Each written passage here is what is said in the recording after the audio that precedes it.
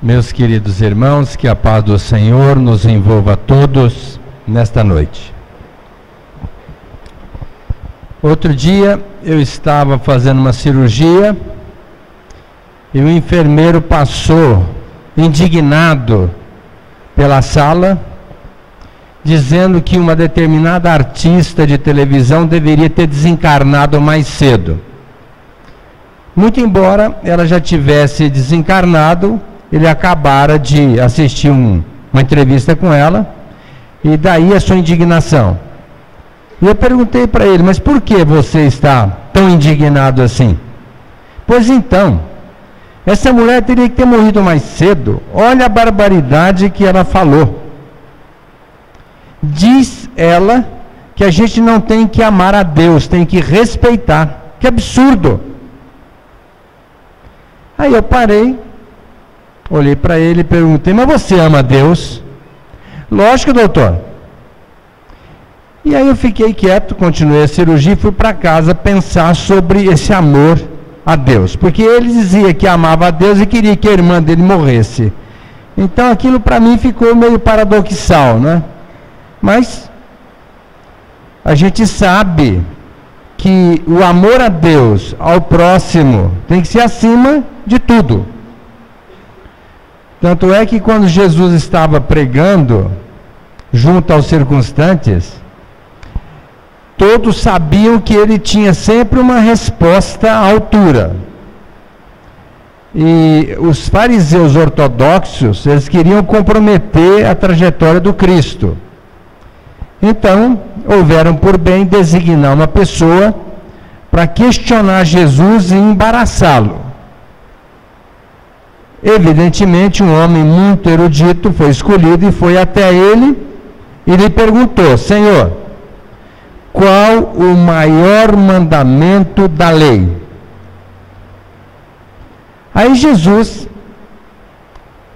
sabendo que a lei que ele se referia e a lei deixada por Moisés, os 10 mandamentos, ele respondeu: olha, o maior mandamento é amar a Deus sobre todas as coisas. E tem um outro que não fica a dever nada para este, que é amar o próximo como a ti mesmo. Nestes 2 mandamentos, ou neste único mandamento, estão reunidos todos os profetas e a lei divina. Aquele homem ficou embasbacado, porque se ele dissesse, olha, o maior mandamento é honrar pai e mãe, ele iria perguntar, bom, mas e o não matar?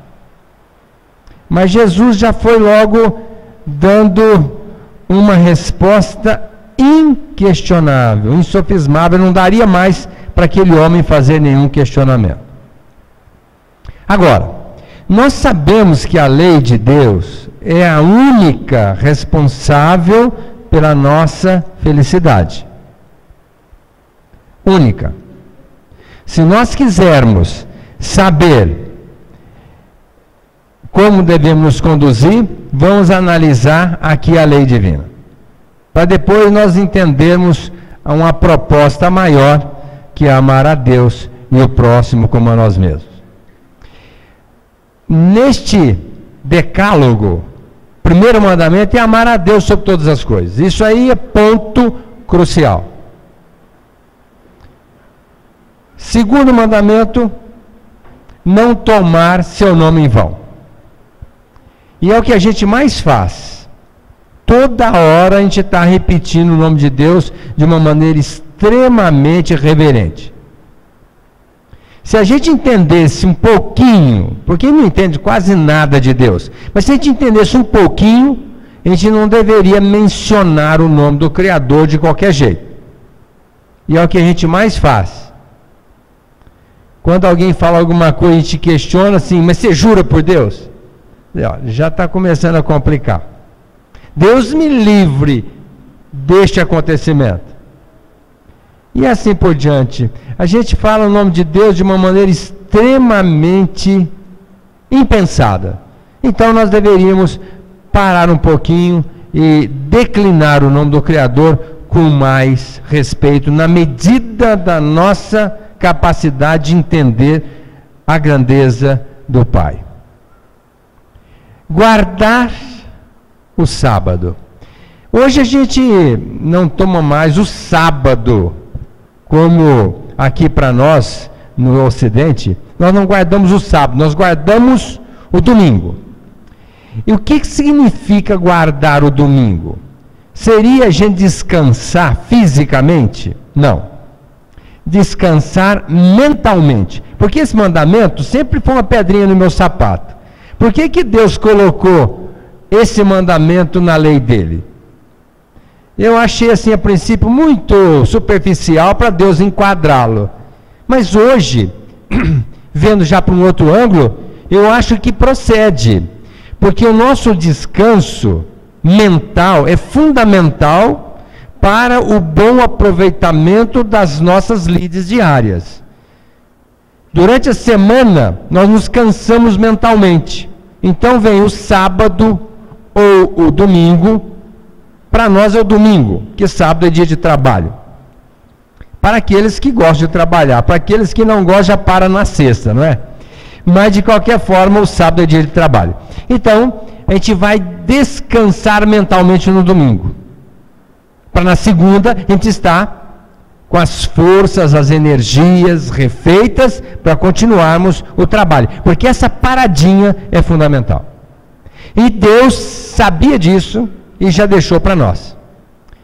Evidentemente que a gente pode aproveitar o sábado ou o domingo, diante da conceituação filosófica de cada um, para ir a uma casa religiosa, qual seja para travar contato com outros subsídios, com outras informações trazidas em nome de Deus, para minimizar as nossas dificuldades, facilitar o nosso caminhar perante a vida. Então, é fundamental que a gente aproveite o domingo ou o sábado para a gente ir a uma casa religiosa e travar contato com os grandes ensinamentos das grandes personalidades que vieram para nos ensinar o caminho de volta ao seio de Deus.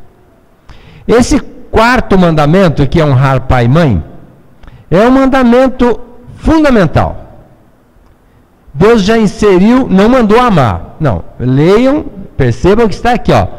Honrar pai e mãe, não é amar pai e mãe. É para amar todo mundo. Mas aos pais nós devemos uma reverência. Porque se eles não tivessem a caridade da aceitação da nossa pessoa no seio da família, nós não teríamos reencarnado. Então o nosso progresso é feito através dos processos reencarnatórios. Então é fundamental que nós sejamos aceitos no reduto doméstico. E estes pais têm um papel especial na nossa vida. Todos nós sabemos disso. Ou pelo menos deveríamos todos saber disso. Porque a gente só vai saber o que é um pai e uma mãe depois que a gente é pai e mãe. Porque enquanto a gente é filho só, a gente nem tem ideia do que é ser um pai e uma mãe. Então, seria fundamental que nós entendêssemos o sentido desse mandamento e honrássemos realmente os nossos pais e as nossas mães. Não matar. E não é matar, literalmente falando, não. É não matar a sensibilidade, não matar a confiança, não matar a paz, não matar o tempo. A gente tem que estar sempre criando situações para preservar a vida, a paz, o equilíbrio, a alegria, a harmonia, onde quer que estejamos. Então, esse mandamento é fundamental. E o maior direito que nós temos, segundo o Livro dos Espíritos, é o direito de viver. Então, muito menos tirar a vida de quem quer que seja. Não adulterar.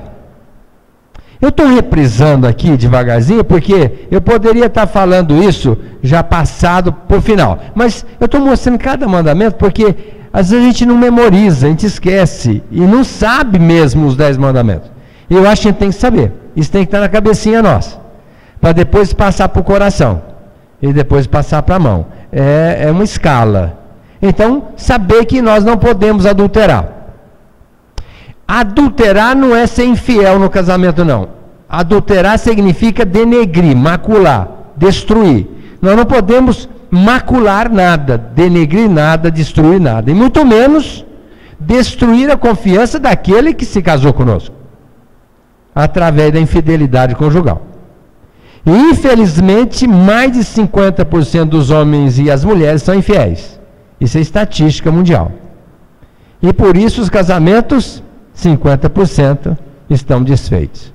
E a família pagando o tributo. E os filhos deixados à deriva. Então veja que depois a pessoa quer ser feliz. De que jeito? Para ser feliz, segundo Emmanuel, é cumprir o dever. E este é um dever nosso que nós assumimos de amparar a nossa família. Então, é fundamental que nós comecemos pelo não adulterar. Não furtar. Não tirar nada dos outros. Não tirar a paz, não tirar a tranquilidade, não tirar nada materialmente. Né? E tem a história do ligeirinho, aquele que tira achando que está fazendo uma boa coisa, e até invejado, mal sabendo que vai ter que devolver depois. Isso é complicado. Um dia eu estava lá no Oswaldinho, em Mirassol, chegou um rapaz e falou: Oswaldo, eu venho aqui para você fazer um trabalho para mim. Aí o Oswaldo disse: mas como assim? Não, porque eu estou tão azarado, me roubaram 6 vezes, entraram 6 vezes na minha casa para roubar. Faça um trabalho aí para a coisa não acontecer mais. Aí o Oswaldo falou assim: não, mas eu já sei como você deve fazer para que isso não aconteça mais. Ah, é? Então me diga, devolva com as próprias mãos, fica mais fácil. Então, quando a gente é roubado e a gente acha que é uma injustiça, não, é uma justiça. Nós estamos devolvendo aquilo que outrora nós tiramos de alguém. Então é melhor não tirar agora para não ter que pagar com juro e correção monetária. Não furtar. Não levantar falso testemunho. Às vezes a gente fala muito: o fulano fez isso, mas será que fez mesmo?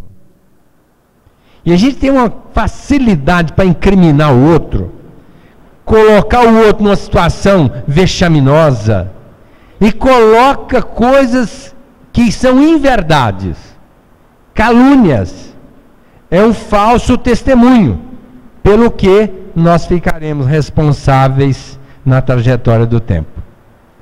Não queiram fazer nenhuma referência menos elogiosa a respeito de ninguém. Já estamos assumindo uma dívida que iremos ressarcir em tempo aprazado. Então, se é verdade, ainda tem que passar pelo crivo do estar presente e aquilo ser útil para o ambiente, para os circunstantes. Mesmo que seja verdade, não é falso testemunho, mas se não contribuir para o bem-estar das criaturas, vão ficar calados. Então a gente deve falar muito pouco, escutar mais, e quando falar, falar com propriedade e acerto. Olha, não cobiçar a mulher do próximo. E a gente cobiça, não é? Olha para a mulher do outro, nossa, que máquina, não é? E acha que é melhor que a nossa. Quando a bem da verdade, quando a gente vai conviver com aquela criatura, a gente acha melhor ficar com a nossa mesmo. Mas a gente sempre acha que a galinha do vizinho bota sempre um ovinho amarelinho. Mas não, o ovo é branquinho mesmo. É igual todas as galinhazinhas. Então as mulheres são iguais. Mas não é só o homem que deseja a mulher, não. Porque a mulher também deseja o homem da outra. É outra complicação. E quando a gente deseja, a gente já cria um elo mental, uma vibração, e que vai encontrar, às vezes, ressonância naquela criatura. E aí fica complicado, porque se houver uma ligação mais estreita, e nós complicarmos ali o andamento daquelas vidas, é de nossa responsabilidade. Então é bom que a gente fique com o nosso marido, com a nossa esposa, e deixe a mulher e o marido da outra para lá.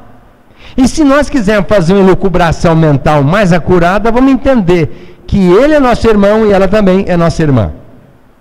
Filha do mesmo pai. Então como é que a gente pode cobiçar a nossa irmã e ao mesmo tempo o nosso irmão? É bom que a gente pense bem nisso. O último mandamento: não desejar as coisas alheias. Aqui não é bem desejar, é uma cobiça, é uma coisa um pouco mais exaustiva. Porque a gente pode até desejar o que os outros têm, no sentido de adquirir, pelo esforço, pela legalidade, nenhum problema que a gente deseja que o outro tem. Se um tem uma casa bonita, nós podemos desejar também, não a casa dele, mas uma casa que nós vamos comprar legalmente. Agora, quando a gente cobiça o que é do outro e deseja fortemente e até arruma algumas situações embaraçosas para adquirir aquilo, é de nossa profunda responsabilidade. Se nós formos analisar quantas absurdidades nós já vimos de pessoas que cobiçam, passam por cima de qualquer preceito para adquirir aquilo, mal sabendo que arrumou uma situação complicadíssima perante a lei de Deus. Bom, essa é a lei divina, que o fariseu perguntou para Jesus: qual desses mandamentos é o maior? Agora já dá para a gente entender. Ele disse: amar a Deus sobre todas as coisas e o próximo como a nós mesmos. Mas quando eu fui para casa pensar, eu pensei sobre o amor. O que seria esse amor? Porque é fácil falar assim: eu amo Deus. Mas será que ama mesmo? Primeiro que a gente não conhece Deus. A gente não sabe quem é Deus, ou o que é Deus. Então fica difícil até para a gente amar aquilo que a gente não conhece, aquele ser que nós estamos longe ainda de entender. Porque o amor, no meu ponto de vista, essa é uma definição minha, pessoal, é fruto de 3 elementos. Primeiro, a compreensão. Segundo, a valorização. E terceiro, o respeito.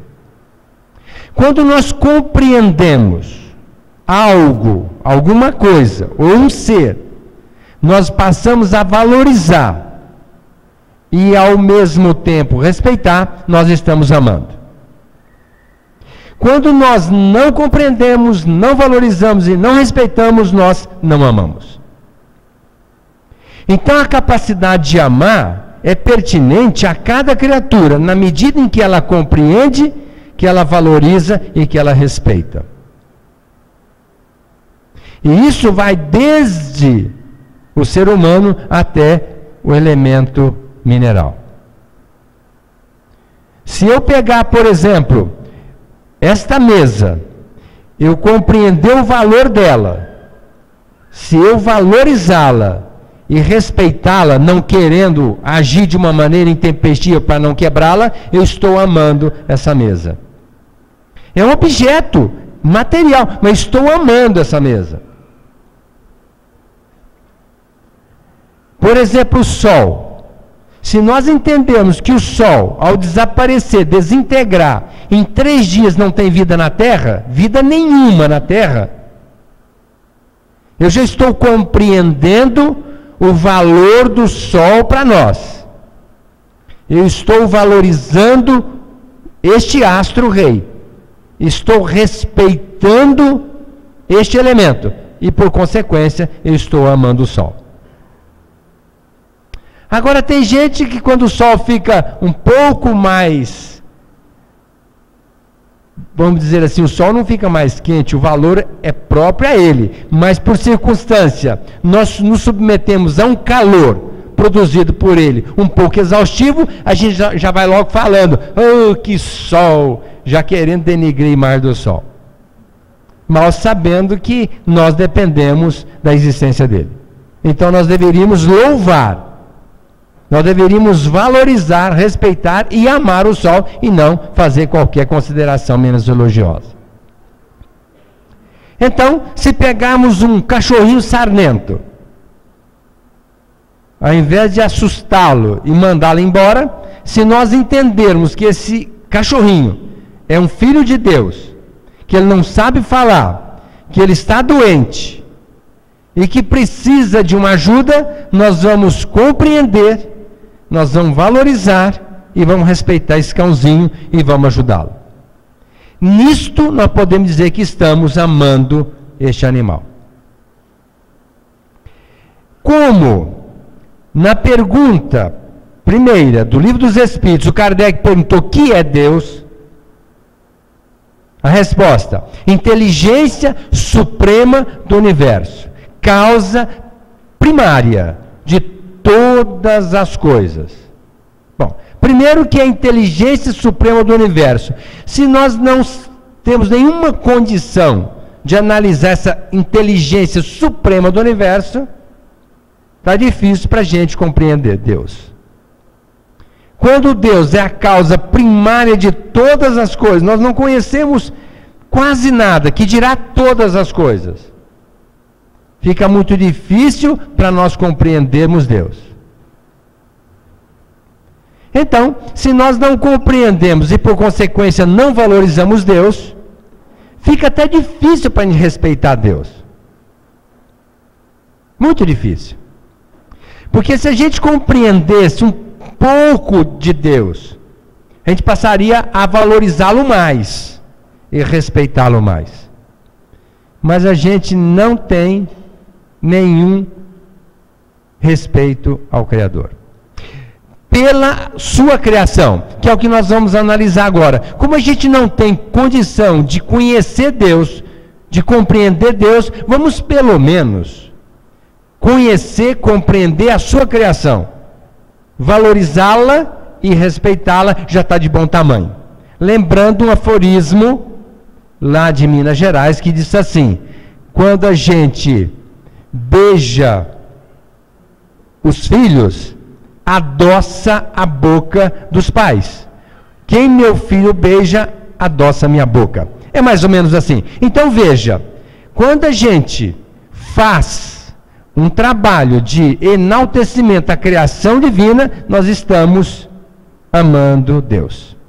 Então a proposta aqui hoje é de mostrar o seguinte, que esse amor a Deus começa pela compreensão, pela valorização e o respeito decorrente à criação divina. E dentro da criação divina, nós vamos aqui relacionar alguns elementos. O primeiro deles é o reino mineral. Tudo que diz respeito ao minério, o elemento mineral, é criação de Deus. A água, por exemplo, é um elemento. O alimento é outro. A pedra é outra. E tantos outros elementos minerais. Elementos criados por Deus. E que nós deveríamos compreender, valorizar e respeitar. A água, por exemplo, hoje tem que ser vista de uma maneira um pouco diferente. Porque existe uma possibilidade de nós ficarmos sem água potável em breve no planeta Terra. É difícil a gente entender isso, mas é uma verdade. Pesquisas muito bem feitas atestam que em breve nós vamos ter muita dificuldade para termos água potável. Por quê? Porque o homem está conspurcando as nascentes, está destruindo as fontes e está gastando em demasia esta água que nós consideramos potável. Hoje, por exemplo, com esse mundo imenso de canavial, que agora é a economia da época, todo mundo plantando cana nos estados todos, essa cana vai absorver essa água, vai transformar em álcool, vamos usar o álcool, vai transformar em monóxido de carbono e acabou a nossa água.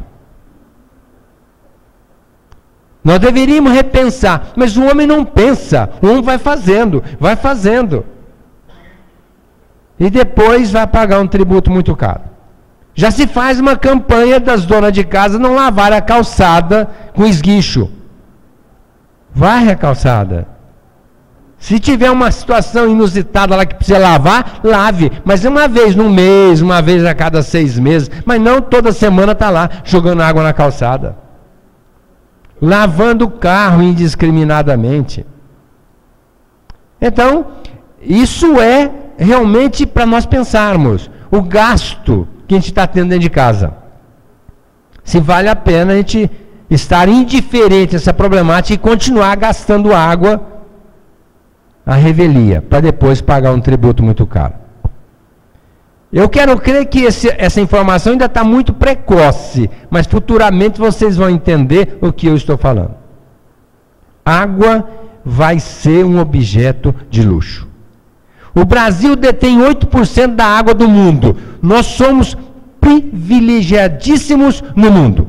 Eu estive agora no México, numa região onde eu andei mais ou menos 400 quilômetros, não vi um rio, um rego d'água, não vi nada, nenhuma árvore verde, tudo seco, num espaço de mais ou menos 400 quilômetros.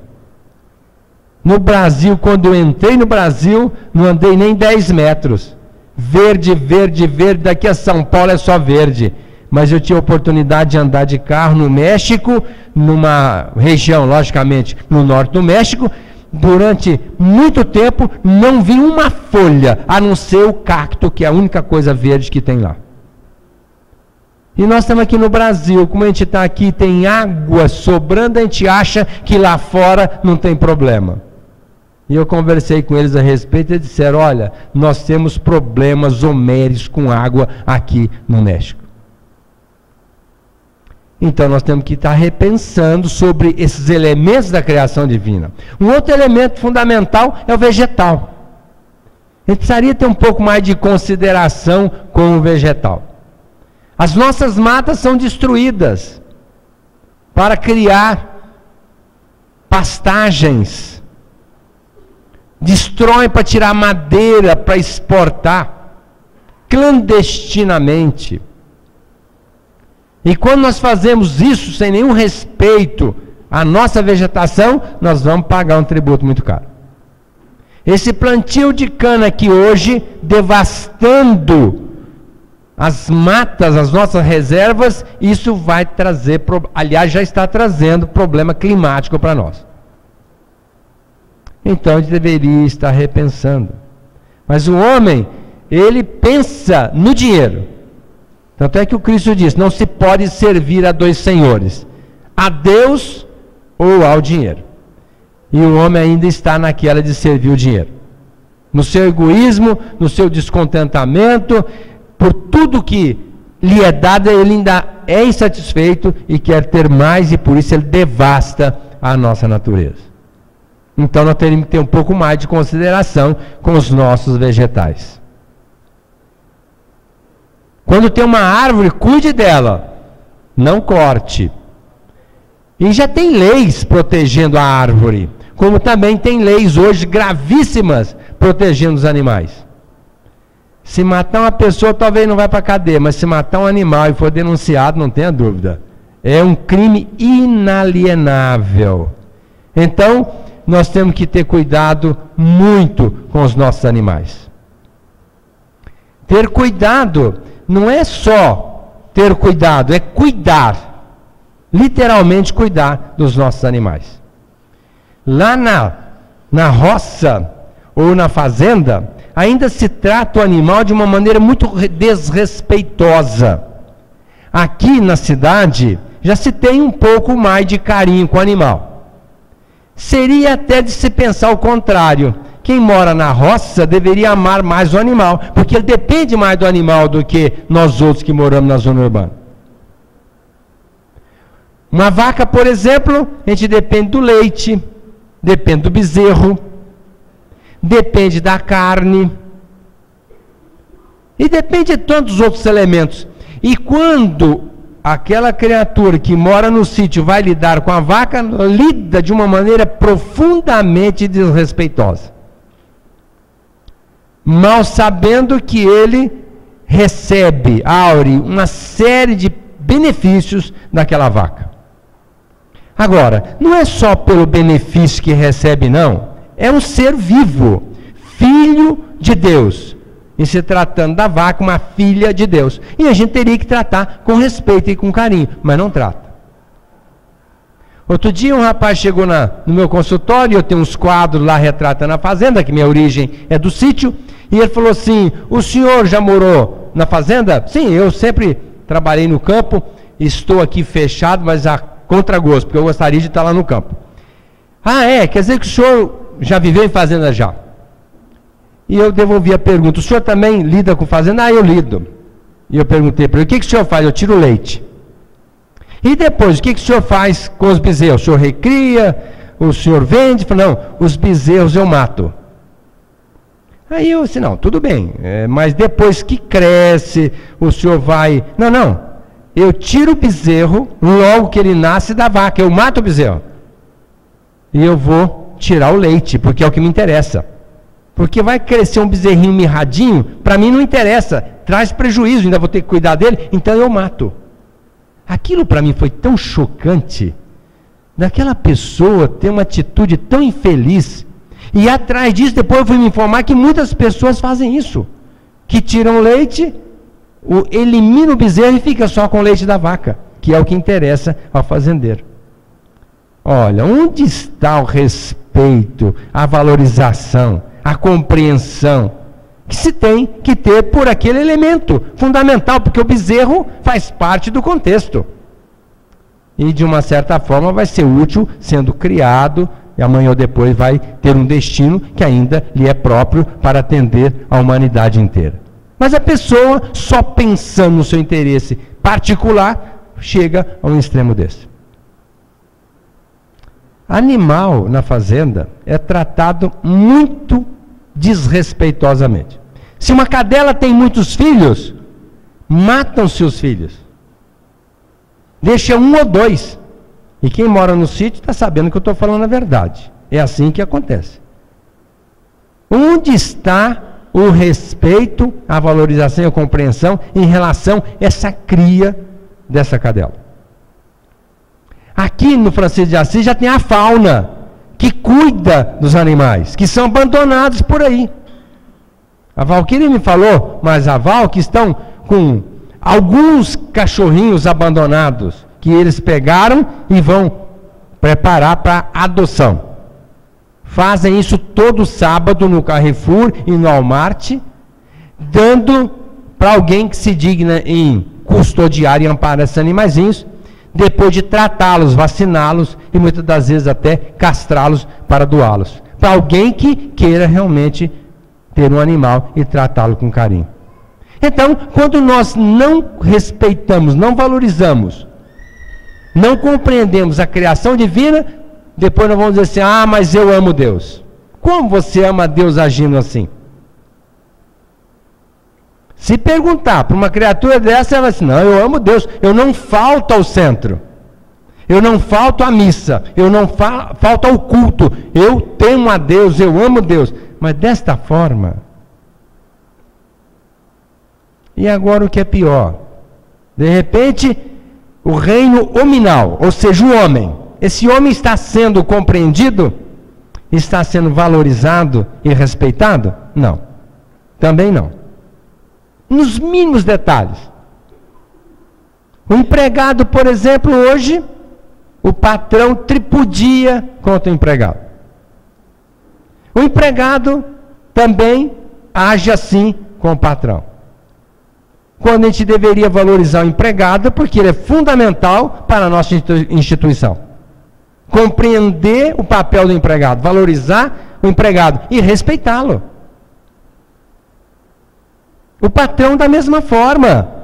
O patrão é fundamental para o empregado, então ele tem que ser compreendido, valorizado e respeitado.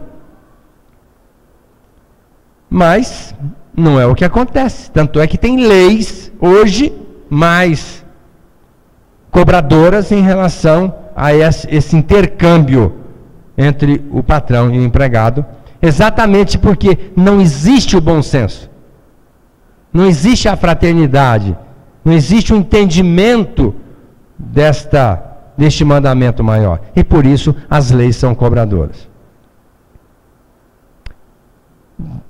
Eu não sei se vocês assistem televisão de manhã, mas olha, se existe uma conspurcação mental, é abrir um canal de televisão de manhã. Já começa o dia mal, porque só ouve notícias ruins. É o fulano que matou o outro, é o outro que agrediu o outro, é só agressão, violência contra o ser humano.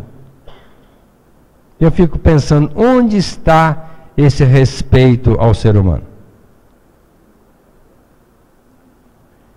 Eu falei aqui na terça passada sobre o perdão. Eu fico pensando, a pessoa pega a Bíblia na mão, diz que ama Deus e joga a bomba no país vizinho. Mata criaturas em mancheias. Onde está o amor a Deus? E se perguntar para ele se ele ama a Deus, ele vai assim, não, eu amo, mas dessa forma. Então nós precisaríamos ter um pouquinho mais de cuidado com o ser humano. Aquele que convive conosco, aquele que está perto de nós. Vamos aqui agora falar um pouquinho sobre o amor a si. Porque para amar o próximo, tem que amar a si. É uma colocação de Jesus. Amar a Deus e o próximo como a si mesmo. Então nós temos que nos amar. O que seria o amor a nós? Dentro desse conceito de amor, compreensão, valorização e respeito.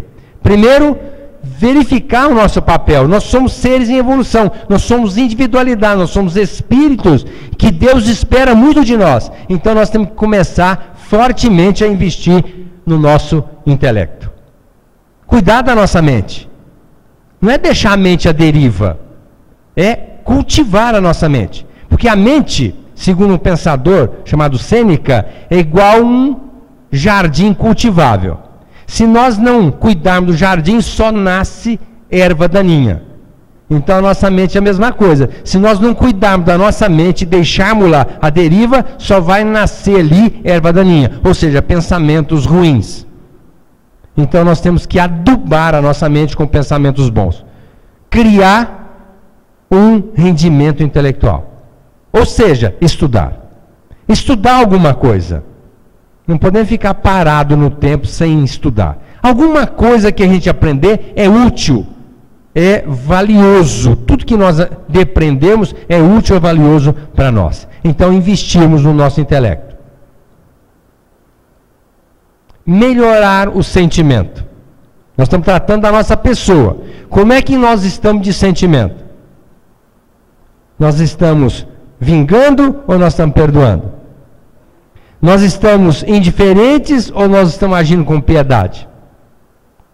Nós estamos interessados em ajudar ou nós estamos prejudicando?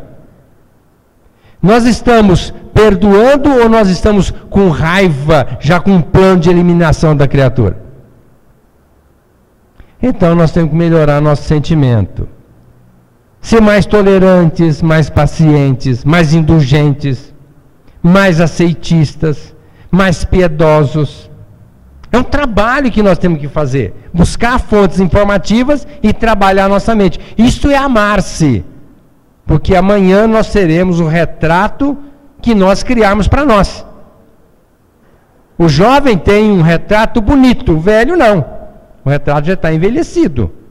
É uma beleza física já deteriorada. Mas nós podemos fazer com a velhice o contrário. A nosso retrato espiritual ser feio quando jovem e ser bonito quando velho. Trabalhando o nosso sentimento. Verificar como é que nós estamos pensando em relação àquele que está ao nosso lado. É assim que nós vamos saber como está o nosso retrato. Se a gente pensar no outro e desejar alguma coisa boa, falar bem dele, procurar facilitar a sua vida, nós estamos embelezando a nossa alma. Mas se agirmos ao contrário, certamente nós estamos maculando, piorando a nossa condição espiritual. Zelar pelo corpo. Esse corpo que nós temos é fundamental para nós desempenharmos as nossas atividades até o final da nossa vida. Então nós temos que cuidar do nosso corpo. E o que nós temos feito para manter um corpo mais ou menos redondinho, para a gente poder desempenhar nossas atividades? Estamos comendo demais ou já resolvemos diminuir a comida? Porque comer muito é complicado, vocês sabem disso. Vai desencarnar mais cedo. Então coma menos. Aquele docinho a mais, vamos deixar de lado. Aquela cervejinha que a gente toma em excesso, vamos deixar de lado.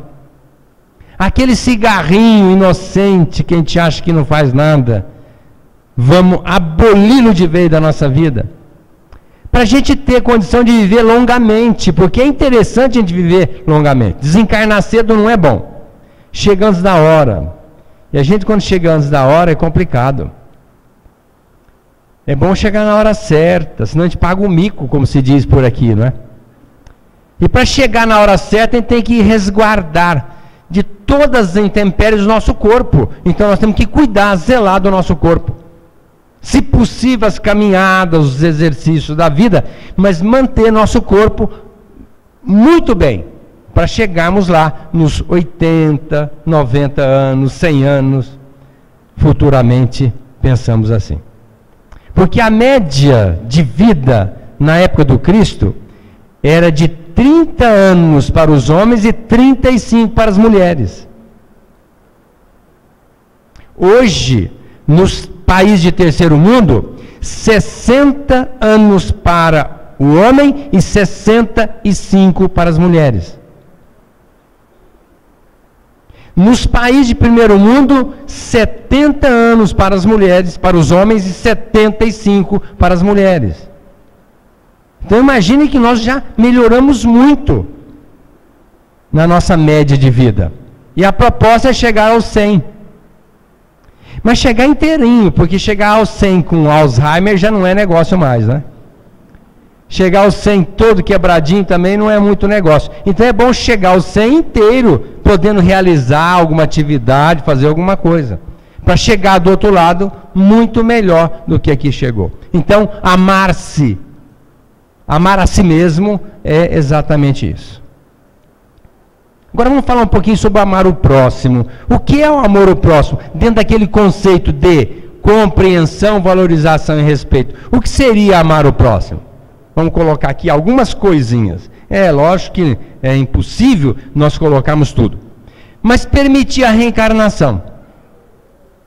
A gente valorizar um espírito que chega, compreender a importância dele nascer e respeitá-lo, portanto não abordar.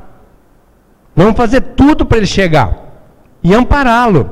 E quanto mais nós pudermos fazer isso, nós estamos contribuindo com o Criador, que aspira, deseja que nós possamos dar esse respaldo para os seus filhos, ou seja, os nossos irmãos que querem reencarnar. Mas hoje, eu não sei o que está acontecendo. O pessoal não quer ter nenê mais. Nem as mulheres, saiu agora na Veja, né? As mulheres não querem ter nenê mais. Quer trabalhar para ganhar dinheiro. Gente, o papel da mulher é ter nenê. Tem que arrumar filho, senão como é que vai fazer? Como é que os espíritos reencarnam? Através dos homens não é. Tem que ser através das mulheres. As mulheres não querem mais ter nenê. E os maridos não querem participar, nem pensar. Eu estou trabalhando, isso é coisa de mulher, estou fora. Olha, o marido tinha que ser solidário. Ajudar a mulher. Não, vamos ter 1, 2, 3, 4, 5 e vamos cuidar dessa turma. Sabe qual que é a resposta? Ah, mas dá muito trabalho. Como dá trabalho? A vida é de trabalho. A vida é de trabalho. Desde que eu nasci eu trabalhei e nunca tive folga. E se eu for computar o trabalho que meus filhos me deram em relação ao trabalho que eu tenho na vida, não dá 1/1000. Quer dizer, eu vou valorizar o trabalho que meus filhos me deram? Não, pelo contrário. Se eu voltasse atrás, eu teria os meus 4 ou até mais. Mas o pessoal não quer mais. Sabe por quê? Porque não quer dormir a noite inteira. Quer comer sem mulher que está chorando. Quer passear e não quer deixar os molequinhos ali com alguém que de repente não tem nem esse alguém para tomar conta. E eu fico preocupado. Lá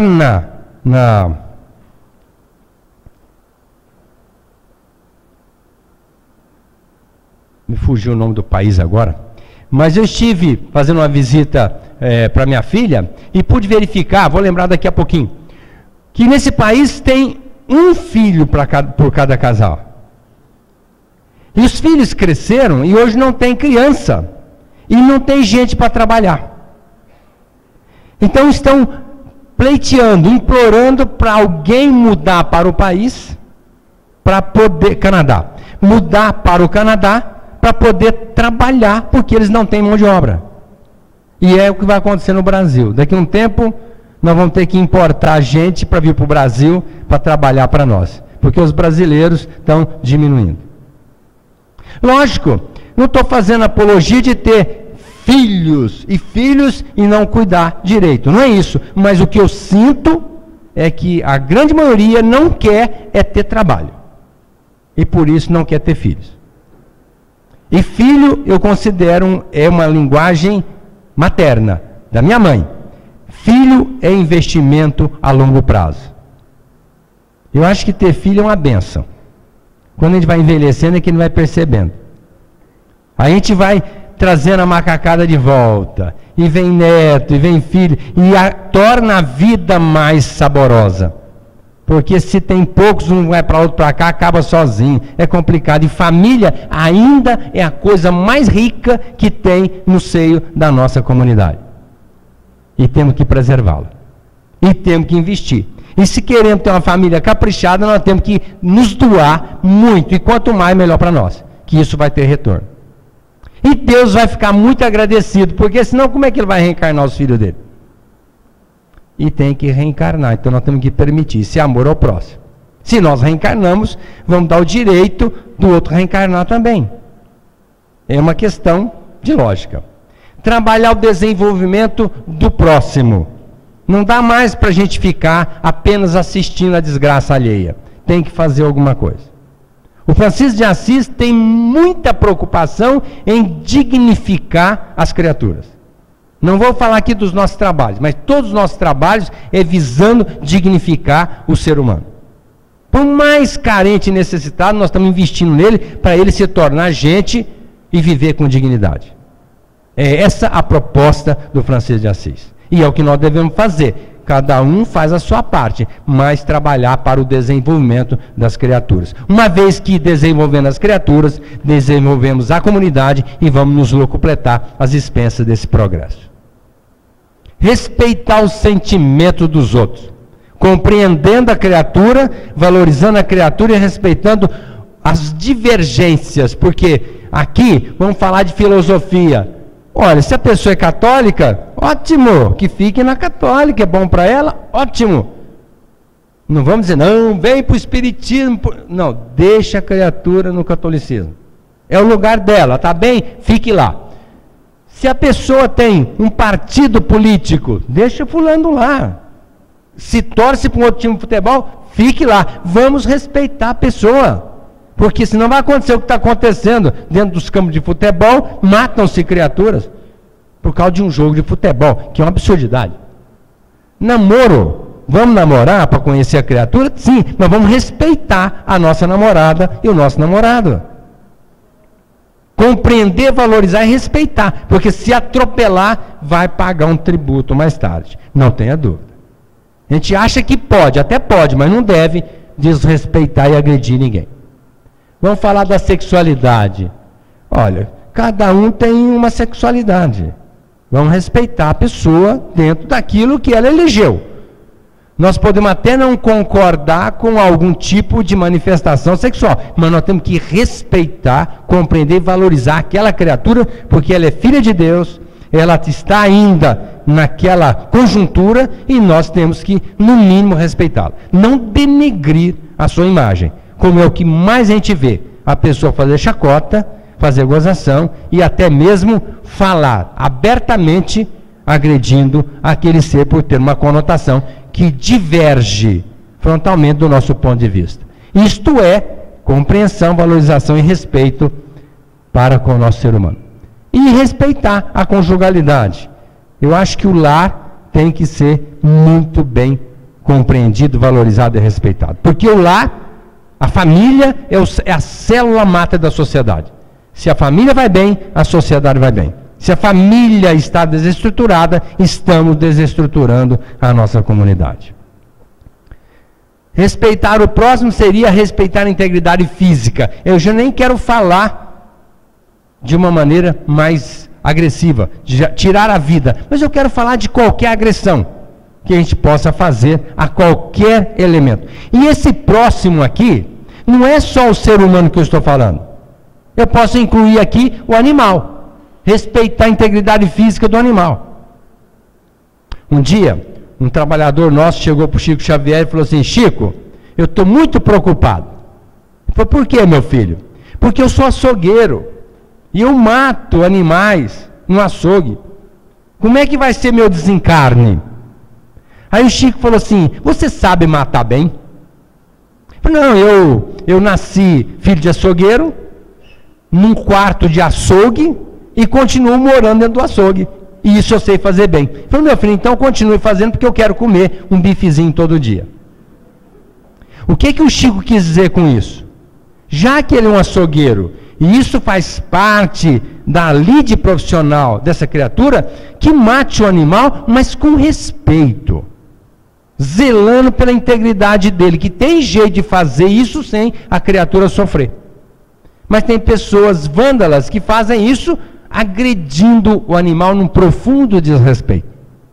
E que dirá então desrespeitar a criança, batendo, agredindo, violentando as pessoas que transitam pela rua, aqueles moços que jogaram fogo no índio lá em Brasília, tiraram a vida do índio jogando fogo nele, jogando gasolina e fogo. Conclusão: violentando a integridade física.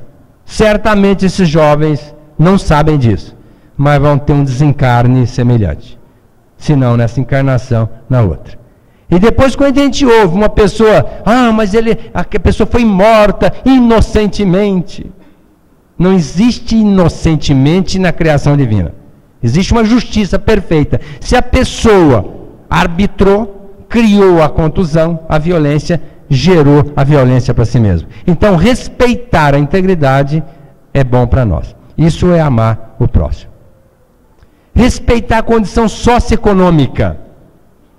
Olha, cada pessoa transita numa faixa. Um é pobre, outro é rico.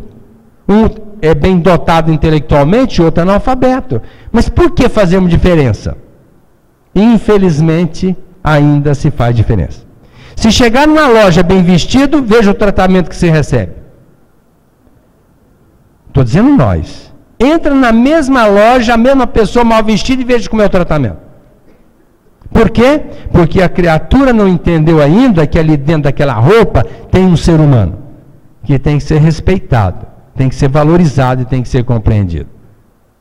Então, que nós façamos esse trabalho de amor ao próximo verdadeiramente, tratando todo mundo igual, onde quer que estejamos, quem seja a criatura. E isso parece até uma coisa mirabolante. Não, é um simples dever. Afinal de contas, nós somos irmãos. E aquela criatura é filha de Deus. Eu fico pensando, se Deus estivesse perto dela, como é que nós iríamos tratá-la? Diferente. Como Deus não está perto, a gente não vê, já trata de qualquer jeito. Isso é falta de entendimento. E finalizando, o amor ao próximo. Aqui eu queria colocar enfaticamente o valor que a gente tem que dar aos pais. Compreender mesmo o valor dos pais e respeitá-los. Porque hoje é difícil um filho que respeita um pai. É muito difícil. Um filho que respeita verdadeiramente o pai. Logicamente não compreende e não valoriza. Logicamente não ama. E se chegar no dia dos pais, no dia das mães, já manda logo um coraçãozão bem grandão e coloca assim: eu te amo. Como eu te amo? Escrever é fácil. Eu quero saber é exercitar o verdadeiro sentido do amor.